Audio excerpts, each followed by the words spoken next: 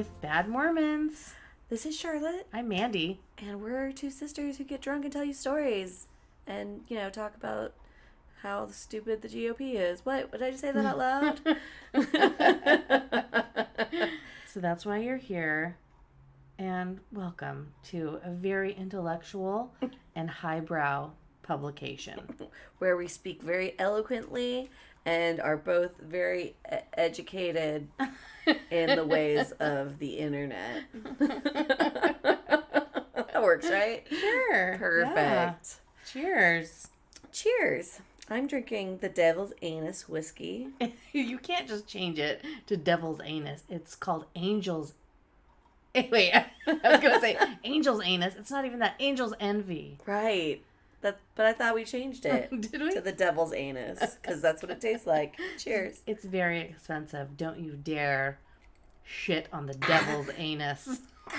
So strong. I'm having a liquid death because it's been a long week and I'm very tired. We also drank a lot of wine last night. That was fun. Yeah, speak for yourself. Oh, you didn't? I did. I drank a lot of wine and I had a great time. I drank some wine, and you know how when you're like the soberest person at the party and then all of a sudden you're like, someone's got to keep this shit show together. No, I don't know what that's like at all. It's never been me. I started slowing down right about the time we went to go have dinner. I was like, this isn't going to end well. Really? Because we ran into some friends and we had lots of bottles of wine, but I guess that was just me. No, we did. We had lovely time. I just didn't drink them as fast as everyone else. But I definitely enjoyed some wine. I was so thirsty. I woke up feeling real great today. But that's what this Angel's Anus is for. The Devil's Anus is for. I also had to work this morning, so that put a damper on it. That makes sense. Thanks for driving me home. You're welcome. Hey, shout out to our patrons. Hey, patrons. Holla. Holla, holla. We actually have an announcement this week. This has been a long time coming, but one of our... Well, let me phrase it this way. We actually have a new position created at Bad Mormons corporate headquarters. We've decided that we've had a contributor for a long time. We decided we need to make his position official within the organization. So please join us in welcoming James. As our chief offensive marketing strategist and satanic liaison. That's your official title, sir. Cheers, James. Well done. Thanks for all your hard work. Welcome to the Bad Mormons corporate empire. We don't pay you, by the way. Yeah, it is it's a pro bono position. As this whole thing is a bono. Anyways. What have ye to repent for? Oh, plenty, I'm sure. We repent for not being here last week. Oh, that's true. Yeah. Senor Dexter, Pierre, passed away. And it was very sad. And it's hard to make dick jokes when your dog is no longer with us. Yeah, after you kill your dog, it's not funny to make dick jokes for a whole week. But he would have loved it. Now the dick jokes are back. You're welcome. I do have something for Mormon Corner. Yeah? Kind of. I mean, I was going through Twitter to see what I was going to be angry about this week. Uh-huh. And just so happened something Mormon related popped into it. And we've talked about it before, but I feel it's worth mentioning again. How black people were not allowed into the Mormon church until it was 1978 proclamation that allowed them to come back in. Mm-hmm. As made famous by the Book of Mormon musical. Yes, yes. 1978, God changed his mind about black people. Black people! Because black people were the descendants of Cain, representatives of the devil on earth. We're not fully human, black people are not fully human because they don't have souls like white people. Although a version of the leaders of LDS was told by God that we were suddenly human in 1978. It's like, that just popped up on Twitter recently? Yeah, I was I was scrolling the comments because someone said, I guess a lot of people don't know the Mormon church, what the Mormon church believes about black people. And I was like, go on. And I've just been reading the comments, and yeah, there was a African-American lady who wrote that, so it was pretty funny. But yeah, it's like another guy said, yeah, I converted it from 1999 to 2003, and the biggest thing that almost made him cancel his baptism was learning about the 1978 proclamation. But I was rest assured that the church was no longer racist, in parentheses, and parentheses, I would get answers later. Put it on the shelf. Right? But how could this be the one true church if they were wrong about this? Yeah. Right? Yeah. So that's the great thing about revelation. You can just have a revelation and then change your mind about everything that was the foundation of your whole church. Right? We're kind of like racists. You no longer get to have your own planet anymore. We're not bigots. Polygamy, we never really meant that. Right. We said that Jesus lives on a planet called Kolob, and the more children you have, the bigger planet you get, but we didn't really mean planets, because that would make us sound crazy. Oh, Mormons, bless your little hearts. And I know I wanted last time to talk about the BYU University that would actually send people out, and I'm not going to base it on because I don't have any of my information in front of me because that's the way I like to roll. I like to wing it. Was that the campus people would send security outside of gay clubs and take down license plate numbers and then see if any of them were enrolled in with them. Yeah. So that they could out them, which is just super fucked up. So that's, if you're thinking about joining the Mormon Church, this is what you have to look forward to. If you stumbled upon this podcast as a pro-Mormon church propaganda space, you're wrong. You've made a mistake. Or let us help you. Help me help you. Yeah. But Mormons. Yeah, Mormon Corner. They're so nice. They're the nicest people. They're the nicest people, so long as you're white, straight, and have money.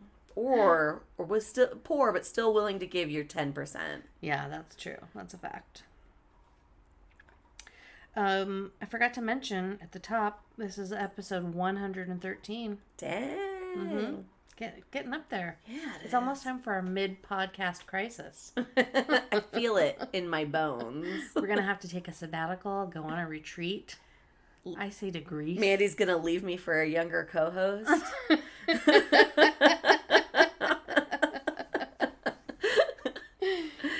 Good times. Don't do it. I found something for cool shit. Yeah? I was on Twitter, as I am, and I completely forgot that I wanted to read this book that Dan Rather wrote called What Unites Us. Oh. And so he had retweeted somebody basically just praising the book, and I was like, oh yeah, I wanted to read that. And it was paraphrasing the kind of like the hot topics of the book, like, you know, be able to have a conversation, a constructive debate with somebody without name calling and pointing fingers. And, right. Is that the link that you sent me? Yeah. Okay. Yeah, well, I read that. Sort of. That actually, I haven't gotten to that part yet. This is just the book from Dan Rather. Oh, okay. Yeah. But so it made me start thinking about, because yesterday we spent a lot of time at Jesse's house, and you two love to argue politics. So those who don't know, we have a very awesome friend named Jesse who loves Rush Limbaugh, loves Trump, very conservative, you know, pretty much against everything we stand for, but he's just great, so we love him anyways. And me and Jesse love nothing more than getting completely housed on red wine and arguing politics, much to his wife's, he's like, stop doing that! But we just have a great time. Because, again, we don't insult each other. We listen to each other's point of view. I go off on tangents more than I should. But, it's a good time. So, yeah, yesterday we ganged up on him. Yes. Well, sort of. And I actually was thinking about this as I started reading the book review. Not really review, but just kind of like the hit points of the book. And so I started looking up, I was like, what? There's got to be some rules or some guidelines on how to have a proper debate. And I took debate in high school. I was terrible at it. My group of friends, Erica and those guys, were much better at it. They were take home awards and stuff. And I was basically just their little nerdy tag along friend who didn't know what the fuck she was doing. But so that being said, I don't really know how to debate, even though I was in debate in high school. And so I started looking it up, and I was like, and I was thinking about, because I was getting frustrated during the conversation yesterday, because it wasn't really like us ganging up on him. It was just a lot of yelling and like not like on our parts, you know, like he would try to say something and it would just be like, no, this is But it seemed offensive when he was saying it. Like there was one point where he was talking about like what was it, like calculated loss of life or some mitigated shit, losses. Right, mitigated losses. And he had a fair point, and Mandy was understanding what the point was, but I was drunk and I was like, how dare you? Because we were talking about abortion and how, you know, some women just have to die now because they can't have an abortion to save their life. Right. But, you know. Well, I did actually come across this article, and this is what I had texted you earlier, in case you wanted to read it and talk about it. But I did read it, actually. Oh, okay. So then I'm just going to paraphrase what it says, because I thought it was really good, and I thought it would be something that the two of us, as people who like to argue with other people about politics, could use in order to have like a more productive argument. And then maybe if you guys are listening, maybe it might be beneficial to you too. But so it's this guy named Shane Snow, and he talks about how to have a productive debate. And just to kind of sum it up, I'll actually post this on our Twitter if you want to read the whole article, because it's pretty good. You put it in Facebook too. Yeah, put it in Facebook. But he says there are 3 kinds of debates, and most people aren't very good at the one that works. And so he starts with saying the second worst kind of debate is the kind most people engage in, and it's the debate where the goal is to prove that you're right. Right. That you are right. So he gives a couple examples about different types of, like, whether it's politics or whether it's like a couple arguing about something or a business situation, right? But this type of argument only makes sense if you're actually right, number one. If your audience or opponent is open to changing their mind, which is hardly ever. Yep. And then there isn't a better argument or idea out there than the one you're making. So it's pretty like finite. Right. And then the worst type of debate is the one where you're basically out to destroy your opponent. Right. You know? And that's what we see a lot of, you know, the GOP do. That's the Lauren Boeberts and the Marjorie Taylor Greens and the Donald Trumps and what have you.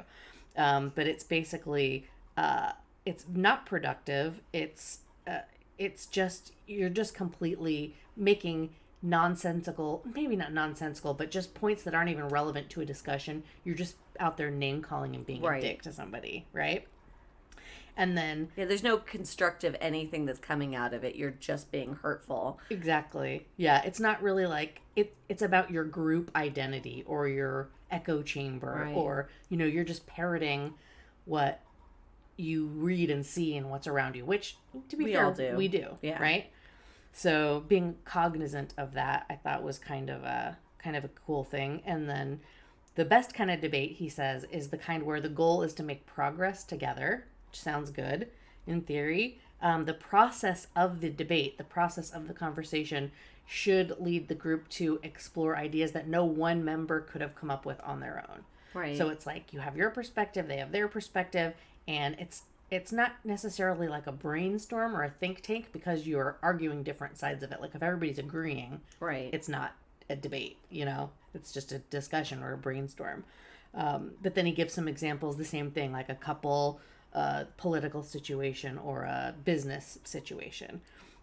And I thought one thing that I thought was really interesting about this is it kind of the first 2 types of a debate are everybody's first instinct. That's human nature. That's like caveman, you know, it's instinctual. And it makes me, I think about like MAGA people and just Republican rural farm redneck people, you know, fitting that category. And there's a Bad Religion song that even talks about it in that regard. Like it's just your instinct to like protect your, you know, idea and your family and your country, and there's no room for anything else and, you know, any other way of life. And it's just instinctual. Right. And so then the idea is that you hopefully would want to become a more evolved thinker. And, you know, we're not cavemen anymore. Like I guess this is where the word progressive comes in. Right. You hopefully you would want to make progress forward as a society together, but that's not human nature and that's not human instincts. You want to fight and protect what you have, what's mine, Right. and beat the other guy with a stick. Right. Well, Well, that was what I was thinking, was for the most part having open conversations. Like, I felt like we did that yesterday, and like, even though I was kind of just wanting to win the conversation, you stopped and said, well, no. And it was very fair, and because of that, Jesse was open to maybe the whole late term abortion thing isn't just to murder a 8 week embryo, which I think it's something 8 months. Sorry, yeah, 8 month. Because at that point the baby could live outside of the uterus. Like, that's just not happening. And then he's like, well, no, because they talk about it all the time. And it's like, no, that's a talking point, but the baby's already dead, and they're just trying to get the body out of the other body so that she doesn't die of sepsis. Yeah. But anyways, I thought that was you. So you're ahead of the game before this article. Well, thanks. There were a couple of things that he points out. 3 keys to having a productive debate, just like thinking about your own responses to things or your own arguments to things as you're in the middle of the conversation. And he says the first thing that a good debate requires is cognitive friction, which means smashing together different viewpoints. And that's what going back to, like, if everybody agrees, you're not going to have a good debate. So Right. It's like being able to, like, take different ideas and have the cognitive ability to, like, put them together and try to make something new out of it. And then number 2, he says, is intellectual humility. And he actually links to a whole course about this, which basically just means willingness to respect somebody else's viewpoint and admit when you're possibly revise your own. I think Right. that's one thing that we could probably work on Right. a little bit more in a debate, because like just this example yesterday, he conceded and was like, I didn't think about that several times, Right. And we never did. It was just constantly like, you're gonna listen to my way, Right. and I could see then potentially like somebody saying, oh, I could see that point of view, just to get you to shut the fuck up. Right. You know what I mean? And end the conversation. And then 3 would be ground rules to ensure the debate stays on track. But I think that's more for like an official debate, timed Right. sort of debate. So my thought to that is I would be happy to say that I was wrong if I was wrong. I'm just saying, when it comes to like putting money towards different social programs, like, I'm the type of person who's always voted for like the high speed train to San Francisco, to raising the gas tax so we don't have to have toll roads, to all those things. I can sit there and say I was wrong on that. That money never goes to what it should. Raising taxes that's supposed to better our community is great in theory, but when it never pans out, I get it. I was wrong on that one. But when you're talking about taking away people's rights and shit like that, I just don't see how I can concede on that. Well, here's the thing that you should be doing then, Charlotte. You should, I had a little list here, but I'm going to skip down to the thing that's particularly pertaining to what you're saying, is instead of saying, like, how could you believe something like that? Or why can't you understand what I'm saying to you? You change it into the form of a question. Like, why do you feel that way? Mitigated losses. Why do you feel that that's appropriate? Or what makes you think that that's the right path? And like, give them a chance to respond before just jumping in to, and like listen to what they have to say. Like, it's basically about not making things personal and remembering that everyone's on the same team. So that's going to be the hard part for me, is like, I couldn't imagine myself in a room with Matt Gaetz.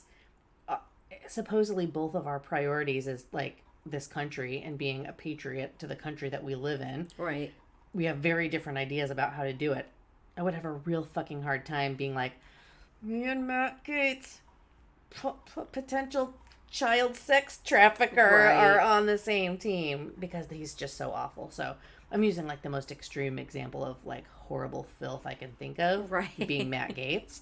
But like, on the other hand, people who aren't like virulent asshole public figures who are just saying outlandish shit to get ratings and Right. retweets. Right. You're a normal person who doesn't believe the same thing. There's been plenty of times that I've seen politicians I don't agree with, but are saying that once I listen to their point long enough, I start seeing their point of view. But I feel like people can't do that anymore. Right. Well, if there's a couple of other suggestions that he gives, which is giving people the benefit of the doubt, and also nobody loses face for changing their mind or their opinion. Oh, totally. You know what I mean? That's, I feel like, something. I think that's a personality trait that people have. It's like, well, I can't say that I'm wrong because then I will. Of a whatever. Yeah. And then not taking things personally yourself, which is, that's that could be a difficult one, a challenging one. And, pretty much that kind of sums it up. There's a lot more that goes into it, but keeping the debate about facts, logic, and the topic at hand rather than the emotions and how it makes you feel, which is difficult, right?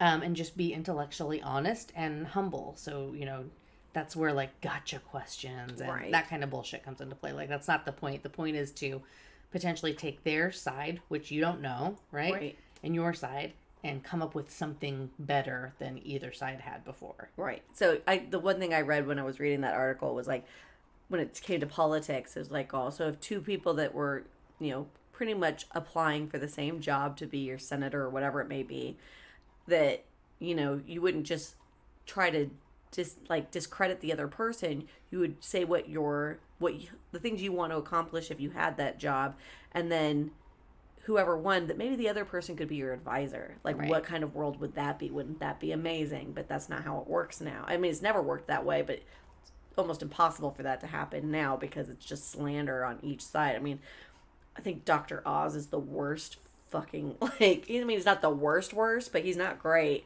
And it's just like, all they do is just have attack ads against each other. I think Marcus Flowers. No, it's John Fetterman. John Fetterman, that's right. Which I gave money to him. I got a sticker coming for my, it's not the charcuterie, but it's whatever that sticker he made. I'm like, yeah, I'll give you $15 for that. Thank you. But as much as I want him to win, it's like, he's bad mouthing too, but it's like, you can't get ahead if you're not bad mouthing at this point because shit has gotten so ugly. Yeah, you can. I think you can. I just think we aren't. Right. And we could, but we don't. No, again, because it was at the whole, when they go low, we go high. But it's like but that didn't work. It's not working. And so it's just like, well, we keep getting our asses handed to us. Our asses handed to us. Sure. Mm-hmm. Devil's anus is rearing its ugly head. It's turtle head. It's turtle head. But, you gotta win, right? Because by us not winning, people are losing their rights. Yes, that's true. That is true. Like before, when it wasn't, I didn't have to worry about other people. Like, it was just like, oh, our tax dollars won't get spent towards social problems. That sucks.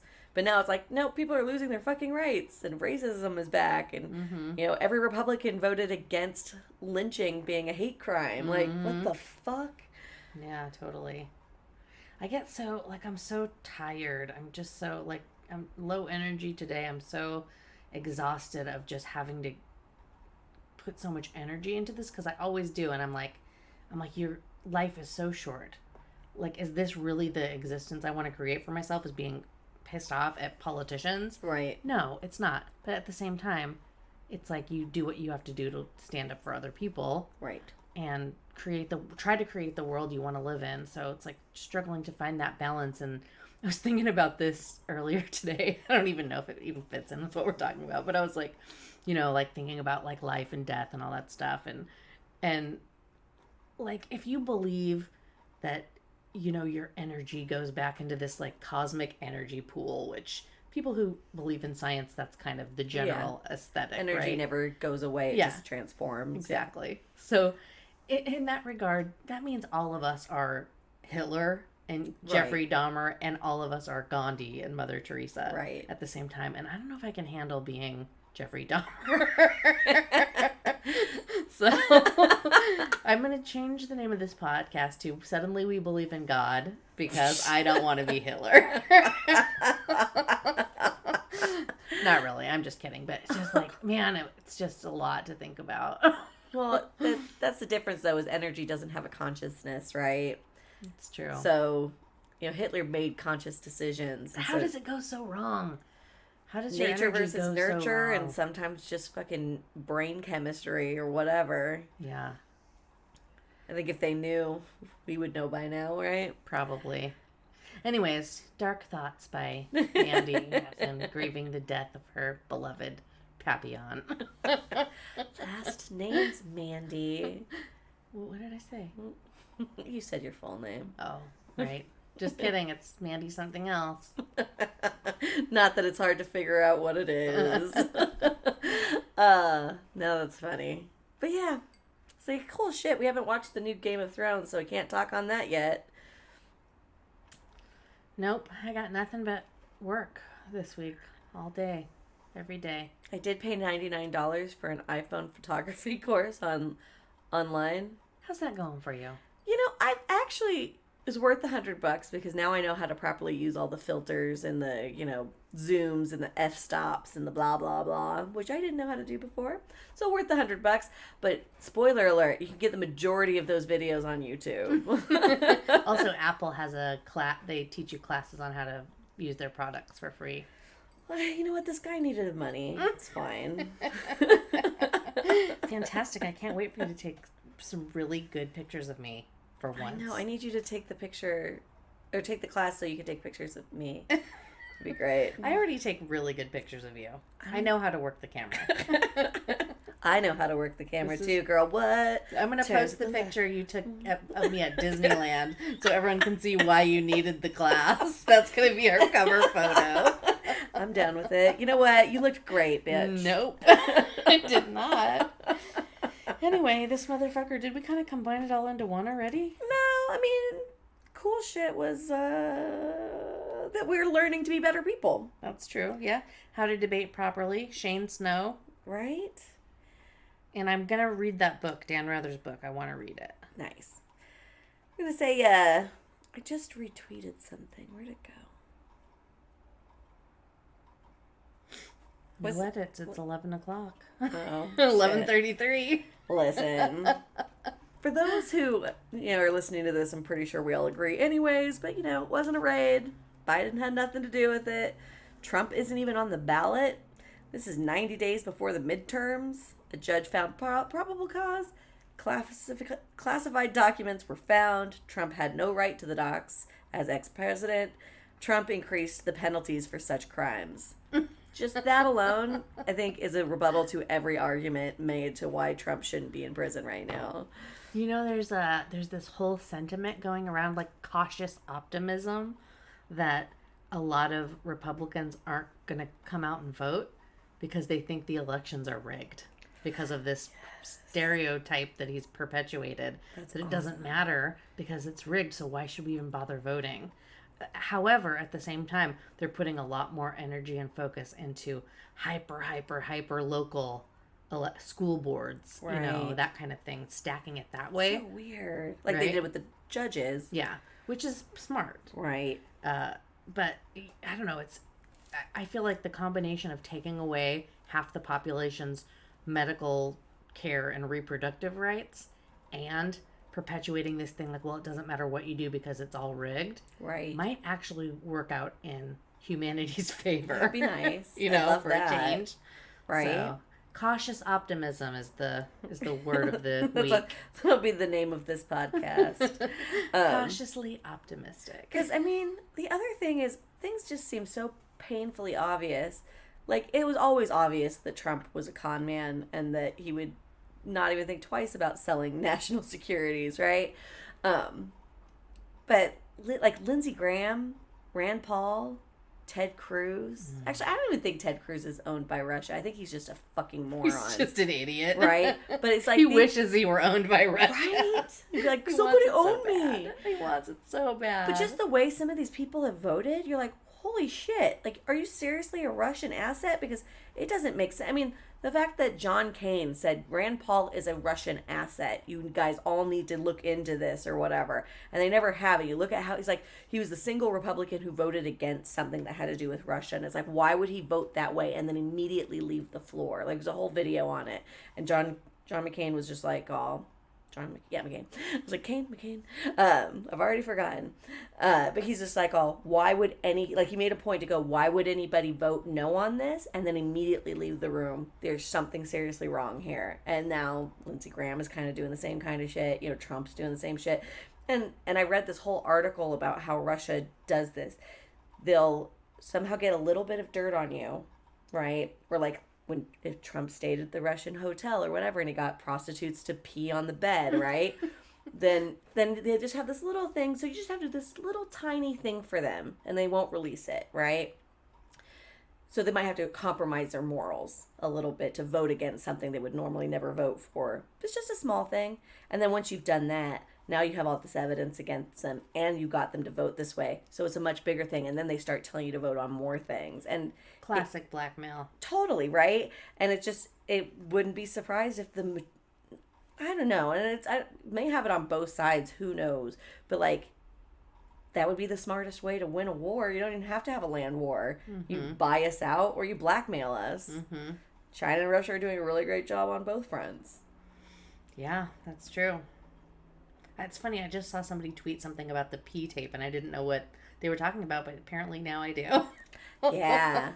Well, you didn't know about that? That was a whole P tape that was being made fun of on The Daily Show forever. Oh, a long time ago. But it's still a relevant thing. Got it. Okay. I got it. I thought there was something new. Yeah, apparently it was a bed that Barack Obama slept in or something like that. It was like something super petty and shitty. Yeah. And again, who knows if that's exactly how it worked. But again, somebody likes drugs, all of a sudden there's somebody who's in the hotel room lobby that wants to party with you. Right? You like sex a lot with young underage girls or boys. Mm-hmm. Like, all of a sudden that's planted. And so it's like, they don't know that there's cameras in their room or whatever. Right. And then they have this dirt on you. And then all of a sudden it's like, okay, so this is what we need from you now. Mm-hmm. Or we're going to release all of this. Right.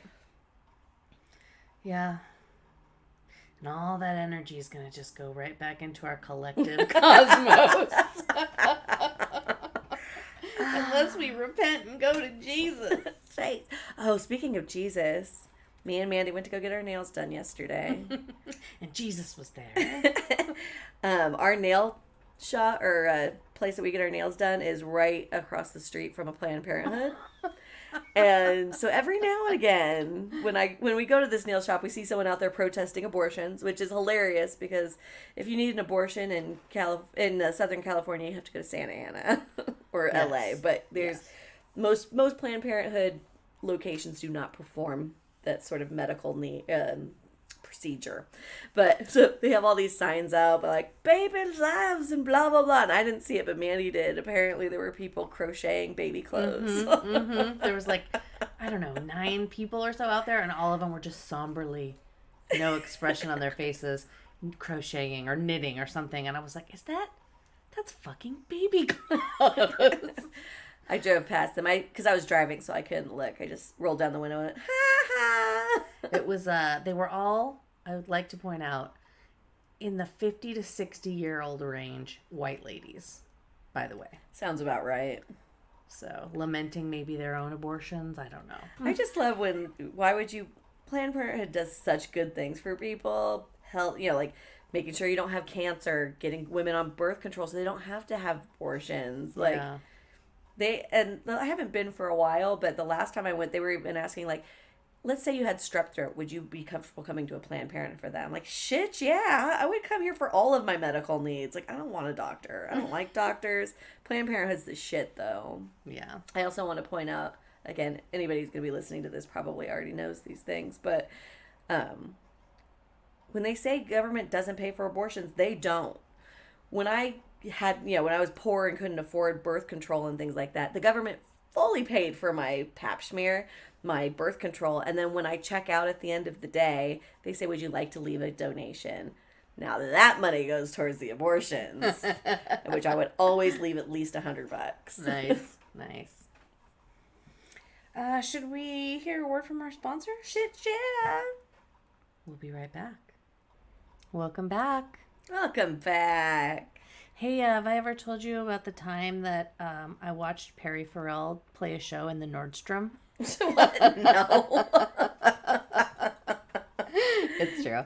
I was living in San Francisco, I apologize because I didn't do any pre-thought to this story at all. So I'm just going to give you the very short abridged version, and I'll have to get the details filled in from our friend Andrea. But Andrea used to work for this event planning company in San Francisco. This is where the Free Liquor Warehouse came from. They had, they had a full supply of things for, to put on these events and stuff. And I can't remember what the event was. It was some kind of like fashion show, designer thing, which was why it was in the mall in the Nordstrom. But for whatever reason, Perry Farell was being paid to perform at this event. And so I got to go in with like a special wristband or whatever because I didn't pay the ticket money or whatever to get in. And it was really strange. It was late at night because most of the mall was closed. And I remember kind of, how malls are set up to have those like back walkways that aren't the regular retail. So like if you work at a mall, you go the back way. They'll never see you. Yeah. Yeah, exactly. So I remember like kind of going around through those, and we would go out one of those doors to go out to the street and smoke and come back. And it was just really bizarre. So it was like you're in the middle of Nordstrom. It's closed, but they've got this like these couple of different runways doing fashion shows, and then they've got this stage in the middle of like the menswear and the lingerie kitty corner to each other. There's a little stage set up, and there's Perry Farell right there like singing you Jane's Addiction songs. Wow. I know, it was really, really bizarre. And it was, free drinks. It was like kind of a, it was an event. It was like, I don't know. I never really been in a place like San Francisco where you have events like that, like it's a city thing, right. It's like whatever, company will put on this party to promote whatever Twitter or Uber or whatever, like the next hot thing is. There's a hair company called Olaplex that had the Violent Femmes play at their party. Yeah. And that was the first time I ever saw that. I'm like, what the fuck is the Violent Femmes playing at an Olaplex party for? Yeah. But anyway, so it was like super cool. And I was a Jane's Addiction fan since the beginning. I loved Jane's Addiction. And there was one point where, Andrew was working, so I was kind of there by myself, and then I would meet up with her. We would have a drink, go out and have a cigarette, and then she would go back to work. And at one point we were out on the street, and I'm pretty sure it doesn't really matter. I think it was either Market Street or it was 4th. But we went outside and we're smoking, and there's this other kid out there smoking, and he just has this kind of like rock star look about him. He's got long hair, and he's, leather jacket, hot dude smoking. And we end up talking to him, and he's like, oh yeah, I'm the drummer. I'm drumming with the band later, or yeah, because we didn't recognize him. Otherwise we would have seen him. But so this was before the band went on. He's like, yeah, I'm drumming with Perry Farell. And we were like, how the hell did you get that gig? Because he was like a young kid. He was younger than us, I don't know. Like, I knew I was in this band, and Dave Navarro's name got brought up into it somehow. Right. I was in this band, and we were playing this show, and this guy who knew Dave Navarro said I was a really good drummer. And so, like, Dave Navarro hooked me up with this gig, and now I drum for Perry Farell. That's kind of rad. Like, we were like, what the fuck? But yeah, just a random little tidbit of a story. I wish I had more details, but yeah, I did watch Perry Farell. Well, the way I envision it, because it's Nordstrom, so he's at a piano. There was no piano. No, it was a band, guitars, and but drums. You know what I'm talking about? Like when you're at the mall, at the Macy's or whatever, there's sometimes like a piano player there. That would have been cool. That's what I'm envisioning. Yeah. It's just Perry, just like Jane says. Nope. Sorry to let you down. No. It was something else. But yeah, that's the time I saw Perry Farell play a show at Nordstrom. I saw him at Coachella. I only went 1 year. It was actually a good year. It was the Pixies, Radiohead, The Cure, Flaming Lips, The Cure, and Peretz.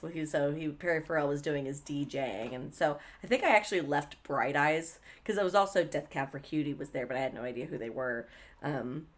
Bright Eyes. I'm like, he sounds like a goat. I'm leaving. I'm gonna go see Peretz. But it was hot as balls there because it's in the Coachella Valley, and it was May, and it was hot. And that tent was an enclosed tent with bodies, and everybody's high as shit, just like dancing. And I was not high or drunk and dehydrated. Yes. And I was like, this sucks ass. So that's my only experience with Perry Farell. I've got a lot of them. I've got well, maybe we'll save that for another episode, but I've got quite a few Perry Farell stories. So I was gonna say this isn't a story, so I'll have to sleep it in here because it's really real short. But like, when I'd go visit Mandi in Washington, they had, what was that record store called? Before it was Everyday Music. Yeah. I forget. Well, everyday music. We'll just say that. So they had posters that were the size of like 4 posters, right? Like they were gigantic. And so I got a Jane's Addiction poster. It's the one where Perry's kind of like wrapped up and his head's off to the side. I think that's Jane Says maybe. I'm not sure. That's the self-titled XXX. Right. Yes. Okay. Yeah, that's right. And then it was me, my friend Nicole, and our sister Laurie. We're all hanging out in my room, and I had that poster up, and it was really great. And, you know, our family is a large one, so we get all of our shit from Costco. And Nicole and Laurie had this great idea that they were going to Robo. But we don't have Robitussin, so they just drank the shit out of the family size of NyQuil. And I was like, yeah, no, I'm good. I don't really need to get drunk on it, but no, like I guess it really just like, fucks you up. Like, so meanwhile, I'm watching TV, or we're listening to Jane's Addiction. Laurie and Nicole are on the ground. They cannot move. Like, can you move your arms? No, I can't move my arms either. I'm like, you guys are morons. Like you're saying when you're the sober one, right? And then all of a sudden, it was either Laurie or Nicole, which just starts crying. What's wrong? I'm never gonna get to meet Perry Farell. I'm pretty sure it was Laurie. It was good times. Yeah, then you fast forward to when we went to see them at the Tacoma Dome, and Laurie was screaming so loudly that Dave Navarro put his finger up to his lips to tell her to be quiet. Oh, that's funny. That's right. That's good times. Yeah, good times. Now that's the kind of cosmic energy I want to be put back into. Right. Yeah. If you have any cosmic energy you'd like to send our way, we are accepting reviews and ratings on Apple Podcasts. Right. You could also become a patron for as little as $3 and as much as you want to give us. Check out our YouTube. Like, subscribe, share with your friends. We're on all the social medias: Facebook, Twitter, Instagram, Pinterest, LinkedIn. Send us your stories. We are always looking for fun stories, funny stories, Jane's Addiction stories, Roboing stories, Dave Navarro stories. Send them to fagbadromans@gmail.com. Also, we got merch. We do got merch. And apparently we're going to give a t-shirt to somebody who can name that. Nope, we deleted that. JK, you get nothing. Love you. Thanks for listening. Okay, bye. Bye.